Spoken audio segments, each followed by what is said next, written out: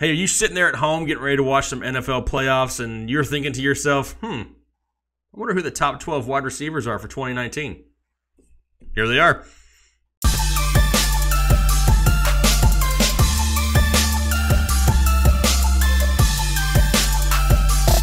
What is going on, everybody? Jake, Fantasy Headliners. Here we are, me and Kyle, back once again to do some way too early wide receiver rankings. Going to bust out our early top 12 in this episode. Try to get the fantasy juices flowing, Kyle. We're months and months away, and the juices are going to... this pun is going the wrong way. All right, we're going to forget what I was saying. However, fantasy football season is only 7.5 months away. But we have plenty of time to talk about it. But we're going to start early. I mean, even though the NFL playoffs are still going on, we're breaking out the early top 12 wide receivers here. And me and Kyle are going to be doing it together. Because why? It would be boring just to listen to me read off 12 names. It's better for me and Kyle to be together so we can make fun of each other for the next 20 minutes or so. Kyle, how are we doing? I'm doing well, and yes, you'll be making fun of me at some point during this video, I guarantee it. But why not drop some early rankings? Because honestly, does fantasy football ever end? No, not for some people. No, it shouldn't. Let's we've got nothing better to do with our time than talk some football, so let's jump into it. Perfect. All right, Kyle, why don't you hit us up here with your top? What do you want to do? You want to do 6 at a time, or you want to do all 12? How you feeling? Let's do 6 at a time. All right, I'll let you start off with the first 6. Let's go. Let's start at the bottom. Started from the bottom. Now we're here. And no, I'm not going to be start singing the song. Oh, so you want me to start at 12? Yes, I do. Let's build some anticipation. Okay, so then let's start at 12. I'm going to throw Keenan Allen as my wide receiver 12 going into next year. I love the guy. He's the number one target there in Los Angeles. The offense continues to roll. I'm not going to bump him. I mean, he didn't have as good of a year this year as he did in 2017, but I'm not going to knock the guy. It was really close between him and T.Y. Hilton. It was really, really close between the two. I think you could interchange both of them, but I do have Keenan Allen there because Keenan Allen is my guy. You're repping him back there right behind you. So I'm going to rep him in my rankings. Perfect. Going to come in at 11. I'm going to go with A.J. Green. Hopefully he gets healthy. Hopefully that offense gets rolling again. He's had some injury issues the last couple of years. So you're wondering, what are we going to see from him next year? There's been some talk that Andy Dalton might not be the quarterback in Cincinnati next year. I'm not really buying into that too much. I think this is going to be the same offense. Hopefully that offensive line improves a little bit more. It gives Andy Dalton a little bit more time to throw. If that happens, then A.J. Green is a top 12 wide receiver for me, for sure. Coming in after that, at number 10. Hold on. I got to take my earbuds out so I don't hear it. My wide receiver 10 next year is Amari Cooper. I'm doing it. I'm throwing him in there. That offense clicked after Amari Cooper came over. Just with how well they played. Now, again, I will give it to you, Jake. Okay, you said he is a little bit of a roller coaster. He got a specific award that I'm not going to bring up right now on our award show. He can be a little bit boom or bust, but overall for the entire season, I see him getting into the top 12 next year because of how well that offense did. I think even Michael Gallup takes a step forward, and Michael Gallup takes a step forward. It could help Amari Cooper a little bit as well, but it's going to go Cooper and Elliott in terms of targets next year, and he's going to get plenty of targets to be a sustainable wide receiver 1. All right, well, this is where I interrupt you, Kyle, because I can't let you go through the entire number 10 selection of Amari Cooper and just sit here quietly. Why? Because it's Amari Cooper, and I think people understand where I'm going here. Oh, yeah. I have never once, and I'm willing to say it again, I've said it numerous times last season, I'm starting off 2019 fresh and saying Amari Cooper does not suck. He doesn't suck. He is a talented wide receiver, and his situation right now is way better than it was in Oakland. With that being said, it's still Amari Cooper, and you're going to have to live with the fact that some days he's going to go out there and get you 3 for 36. The next game, it may be 6 for 65. And then he's going to blow up for 13 for 160 and 3 touchdowns, and all the truthers are going to come back out and say, see, we told you. When in fact, you probably just lost 2 out of 3 of your games because you had him in there as your wide receiver 1. That's the only issue I have with Amari Cooper. He's not consistent. It's not all his fault. Sometimes that falls on Dak's shoulders. Sometimes it's just a running game and Zeke's getting 35 touches a game. Whatever it is, it just always isn't consistent production. That's my reasoning for Amari Cooper. Hopping off my soapbox, hopping right back into your top 12. Here we go, Kyle.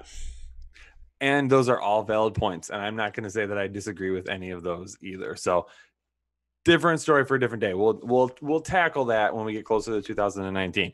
Moving on, though, wide receiver 9, Juju Smith-Schuster. Regardless of whether or not Antonio Brown stays in Pittsburgh, I'm probably going to have Juju somewhere around here. I don't think I'm going to put him all the way at the top 3, top 5, the way Antonio Brown was basically every single season. If Antonio Brown does leave, he does get a bump up, probably a little bit closer to 5 for me. But for right now, I am operating under the impression that Antonio Brown will still be in Pittsburgh next year. Moving on from that, number 8, going with Mike Evans, a really good season this year. And just think about that vertical passing game with Bruce Arians in Tampa Bay now. This is a guy that I think is at least a wide receiver 1 on the low end and could be a high wide receiver 1 if things end up working out as well as we hope. That leans on Jameis Winston, though, so we'll see what happens there. Tyreek Hill coming in at number 7. Back-to-back amazing years at this point. Can't doubt the guy anymore. Patrick Mahomes being there. Great offense around him. Got to have him up there towards the top. And then Odell Beckham Jr. coming in at 6 for me.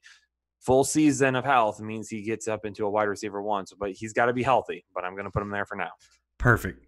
And we have a lot of agreeing names here once again. One name we're not going to agree on. Not going to that one again. But we'll go ahead and head over to my top 12. And I'll head to the bottom of the list, just like you. Started both from the bottom.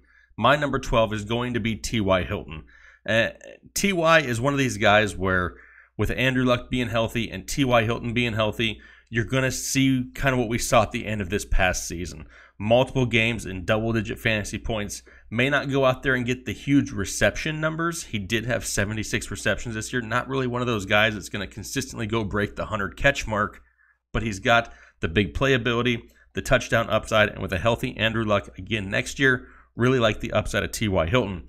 Number 11, Juju. Now, Juju is somebody who, kind of like you mentioned, depending on what happens with Antonio Brown. If Antonio Brown leaves, does Juju become top 5? No. But he does become low end, still wide receiver 1, somewhere in that 9, 10, 11 range. Juju will fit in there. And trust me, if Antonio Brown leaves, we've seen this with the Steelers before, right? And their wide receivers in the past, whether it was Santonio Holmes or Emmanuel Sanders, there's always this next man up mentality. One leaves, one takes a spot. It's the same thing. That's what Antonio Brown came from. When Emmanuel Sanders and Santonio Holmes and all those guys, Mike Wallace, when they left, that's when Antonio Brown's time took over. Now, same thing. Juju takes a step forward. Maybe somebody like a James Washington or something steps into that Juju Smith-Schuster role from this past couple years and starts to make a name for himself. Really like the upside of Juju. Number 10, Adam Thielen. And Thielen is one of these guys where it was disappointing down the stretch, but that volume that he gave you to begin the season, 113 catches, 1,300 yards, whether he got them all in the first 10 weeks or not, it's still a huge asset for your fantasy football team. I expect a lot more of the same next year. The volume will be there. The yardage is where I have a feeling it could take a slight dip at times. Number 9, Keenan Allen. Just like you mentioned with Keenan Allen, he's safe. He may be one of the safest top wide receivers out there. You know he's going to see volume. You know he's the top target in that offense, not named Melvin Gordon.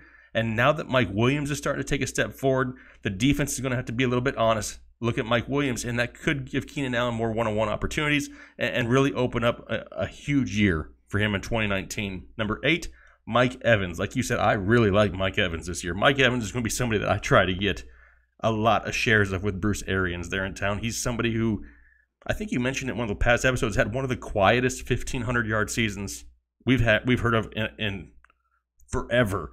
I mean, the guy went out there, had 86 catches, 1,500 yards, and 8 touchdowns, and nobody really talks about it. And now he gets Bruce Arians in there. That offense could take a huge step forward.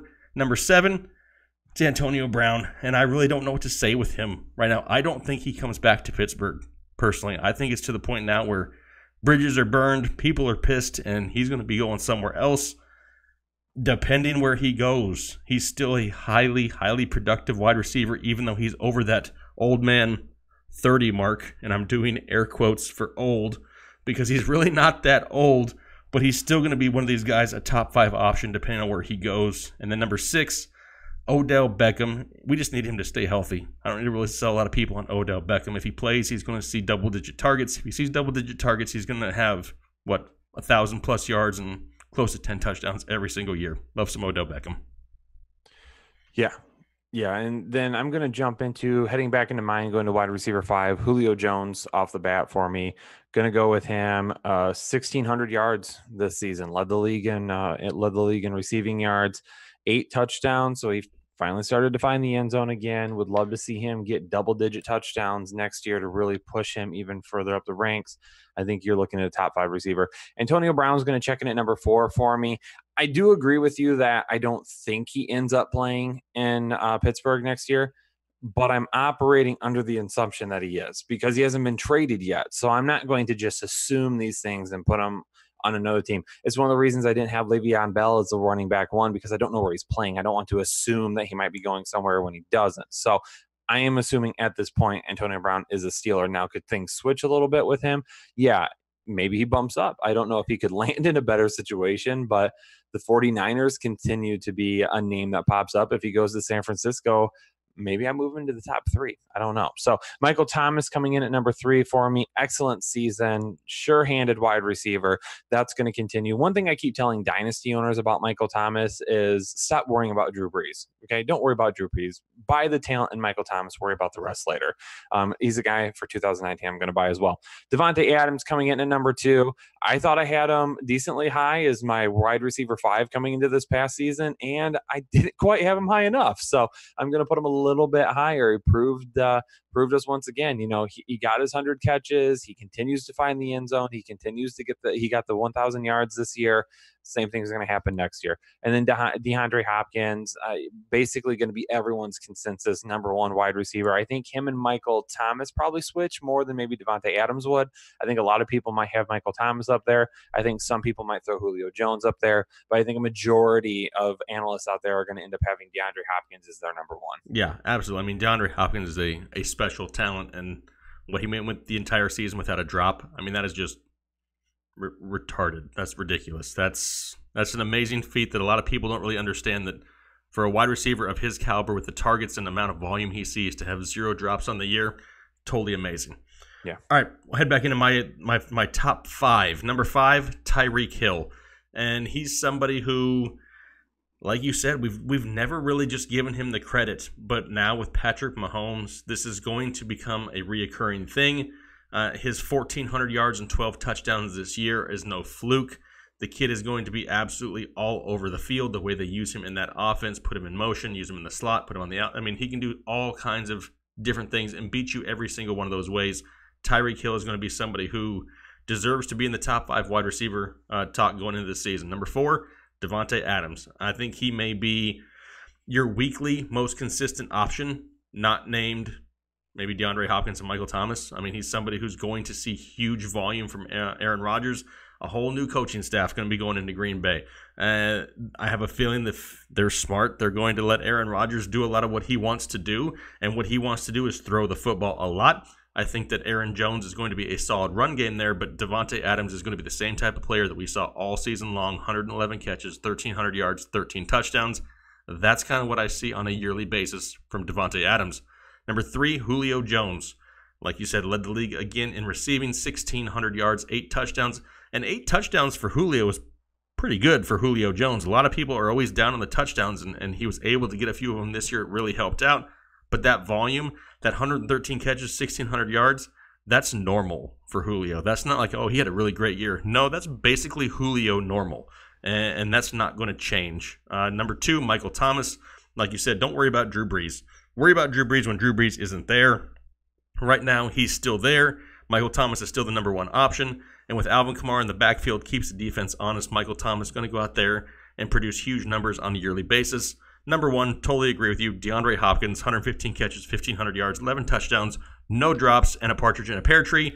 Dude is sick. It has a great, great upside this year once again. Another year with Deshaun Watson. Hopefully they can get a running game established there. And if they do, watch out for DeAndre Hopkins to have a huge year 2019. Do you agree? Yes. Yes. If they could establish a running game, what if Le'Veon Bell goes to the Texans? Man, I would rather see him draft somebody like a David Montgomery. I'd rather them get some offensive linemen. This is true too. Yes, offensive line should be their number one priority. I mean, if they can protect Deshaun Watson a little bit more, it only helps us DeAndre Hopkins owners. But definitely some options out there, some room for growth. Like we said, this is an early ranking. Wanted to kind of get it out there early because now we have something that we can tweak and we can go all off season, trying to help you guys get ready for the 2019 season. Even though it's like 7 months away, who cares? It's never too early to start talking fantasy football. You know, I enjoy getting on here and talking with Kyle. I can make fun of his Amari Cooper takes, and he can turn right back around and make fun of whatever he wants because we're good like that. We can do that with each other and realize that we don't hate each other. But having a good time with it. A lot to talk about for fantasy football. We're going to be doing one of these videos, like I said, for every position, so make sure you check those out. We really appreciate your support, though. If you guys could just do us one favor really quick, hit the like button and the subscribe button.